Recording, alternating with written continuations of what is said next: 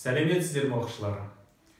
Зәмзәм әңгімесінде қасиетті зәмзәм суының қалай пайда болғаны жөнінде айтылады. Әңгімеде Ибрахим пайғамбардың жары Ажар, адам аяғы баспаған Құба далада тағдырдың басқа салғанына төніп, тап болған тауқыметке төзеді.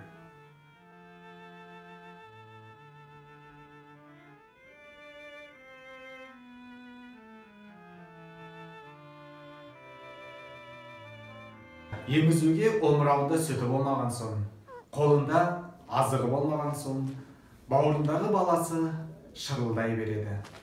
Biliyorum, çok susadığını biliyorum yavrum. Бауырындағы баласы аштыққа шыдамай, шөлге төзбей шырылдай береді.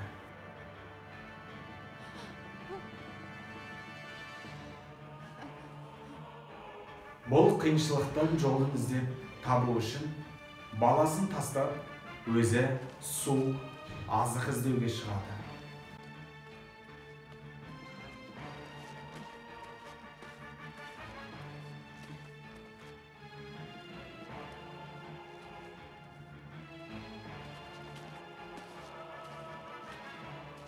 Бірақ айналаны 7 рет шарласа да, ештеңе таба алмайды.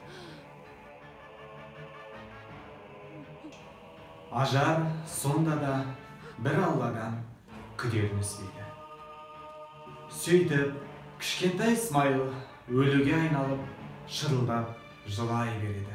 Жылай, өкшесімен жерді тепкенде, өкшесінің астынан мөлдір бұлақ ағып шығады.